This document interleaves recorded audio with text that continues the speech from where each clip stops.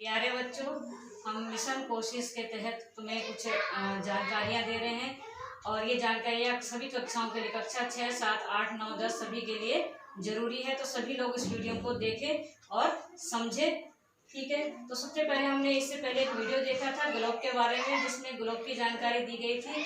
तो ग्लोब क्या होता है? ग्लोब पृथ्वी का एक छोटा प्रतिरूप होता है जिससे हम पृथ्वी को समझ सकते हैं।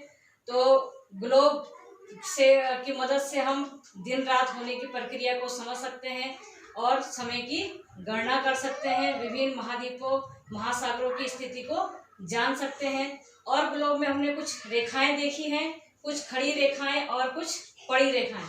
तो ये खड़ी और पड़ी रेखाएं जिन्हें हम अक्षांश और देशांतर रेखाओं के नाम से जानते हैं। तो ये रेखाएं क्या है, आइए इन्हें हम समझते हैं। तो अक्षांश रेखाएं, तो ये जो अक्षांश रेखाएं हैं ये ग्लोब पर या पृथ्वी पर पूर्व से पश्चिम दिशा पर पड़ी हुई रेखाओं को हम क्या कहते हैं? अक्षांश रेखाएं कहते हैं।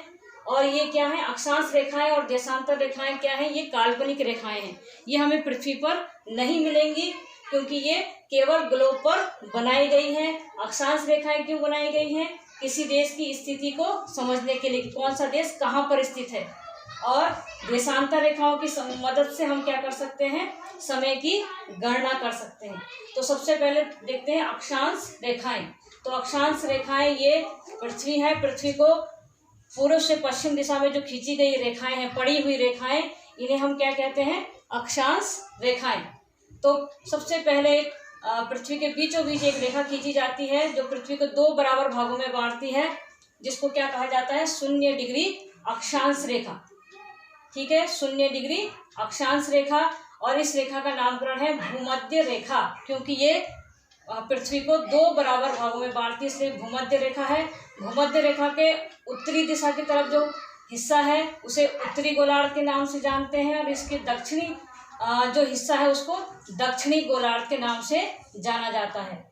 और यहाँ पर देखो तुम, इसका जो उत्तरी छोर है इसको उत्तरी ध्रुव के नाम से जाना जाता है और इसका जो दक्षिणी छोर है उसको दक्षिणी ध्रुव के नाम से जाना जाता है। तो अक्षांश रेखाएं हैं जो वो 0 से 90 डिग्री उत्तरी दिशा में होती हैं, 0 से 90 डिग्री दक्षिणी गोलार्ध में, यानी 0 से 90 डिग्री 90 रेखाएं उत्तरी गोलार्ध में, 0 से 90 रेखाएं दक्षिणी गोलार्ध में। तो आइए कुछ प्रमुख अक्षांश रेखाओं के बारे में जानकारी हासिल करते हैं।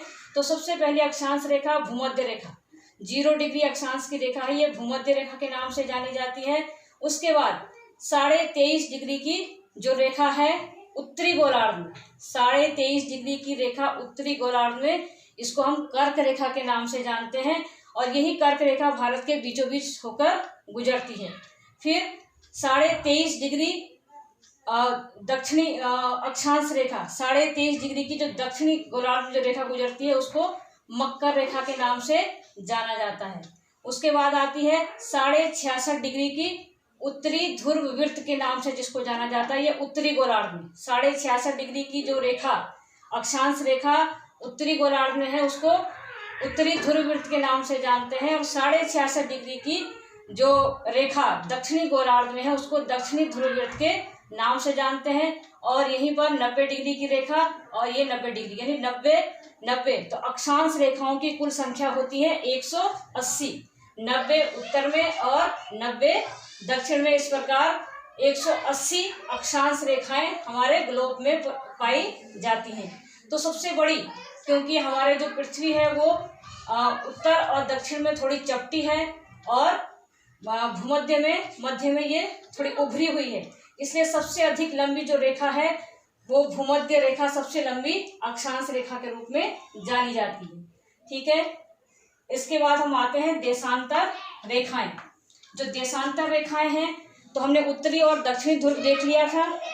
तो उत्तरी ध्रुव को दक्षिणी ध्रुव से मिलाने वाली खड़ी रेखाएं, उत्तरी ध्रुव को दक्षिणी ध्रुव से मिलाने वाली जो खड़ी रेखाएं ग्लोब में खींची गई हैं, ये देशांतर रेखाएं कही जाती हैं, ठीक है।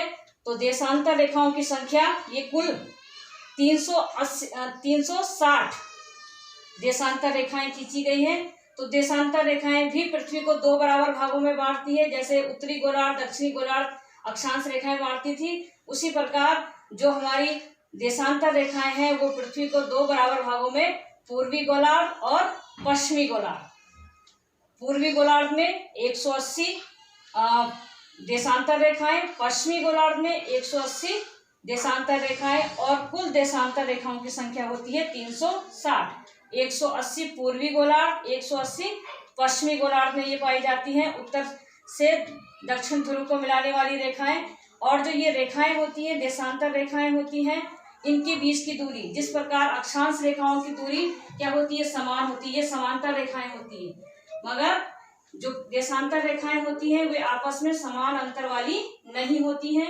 ये ध्रुवों की तरफ क्या होती हैं, ध्रुवों में इनकी दूरी कम हो जाती है और विषुवत रेखा यानी भूमध्य रेखा में ये अधिक दूरी पाई जाती है। आपस में तुम देख रहे होंगे ये अधिक दूरी है और ध्रुवों की तरफ जाते जाते ये क्या हो जाती है, इनकी आपस की दूरी कम हो जाती है। ठीक है। और एक चीज और बता तुम्हें, 180 डिग्री की पूर्वी देशांतर रेखा और 180 डिग्री की पश्चिमी देशांतर रेखा जो यहाँ पीछे पड़ेगी, 180 डिग्री की पूर्वी देशांतर रेखा और 180 डिग्री की पश्चिमी देशांतर रेखा एक ही होती है। एक ही जो रेखा होती है वो पूर्वी देशांतर रेखा भी होती है और पश्चिमी देशांतर रेखा, दोनों को हम एक ही रेखा बोलते हैं। ठीक है। और इसमें जो 0 डिग्री की देशांतर जो रेखा है उसे प्रधान मध्याह्न रेखा या प्रधान यमयोत्तर रेखा माना जाता है और ये पृथ्वी पे कहीं पर भी हो सकती थी, मगर इसके बारे में वैज्ञानिकों ने सम्मेलन करके ये निश्चित किया है कि ये रेखा कहाँ से माने, तो ये लंदन के यानी इंग्लैंड का जो लंदन शहर है उसके ग्रीनविच नामक स्थान से इस रेखा की शुरुआत की गई है। तो ग्रीनविच नामक स्थान पे 0 डिग्री देशांतर रेखा जो गुजरती है उसको प्रधान मध्याह्न रेखा माना गया है। ग्रीनविच नामक स्थान से गुजरने के कारण इसको ग्रीनविच रेखा भी कहा जाता है। ठीक है। तो ये कुल रेखाएं 180 पश्चिमी गोलार्ध में, 180 पूर्वी गोलार्ध में है, इसलिए ठीक है। और इसके द्वारा हम समय की गणना भी कर सकते हैं। कैसे कर सकते हैं, तो जो हमारी पृथ्वी है, हम जानते हैं कि पूरी पृथ्वी पर सूर्य का प्रकाश एक बार में नहीं पड़ता है। ठीक है। आधी पृथ्वी पे रात होती है और आधी पृथ्वी पे दिन होता है। तो उसी प्रकार यहाँ पे पृथ्वी का जो सूर्य का प्रकाश है वो पृथ्वी पर एक बार में केवल 180 देशांतर रेखाओं पर ही पड़ता है। ठीक है। और बाकी 180 देशांतर रेखाओं पे रात होती है। ठीक है। तो 180 देशांतर रेखाओं पे दिन और 180 देशांतर रेखाओं पे रात। तो सूर्य के प्रकाश को एक देशांतर रेखा को पार करने में 4 मिनट का समय लगता है। तो पूरे 360 देशांतर रेखाओं को पार करने में इसको 24 घंटे का समय लगता है। ठीक है। यह अक्षांश और देशांतर रेखाएं। अगर इनमें बच्चों तुम्हें कोई परेशानी आ रही हो तो तुम मुझे क्वेश्चन कर सकते हो।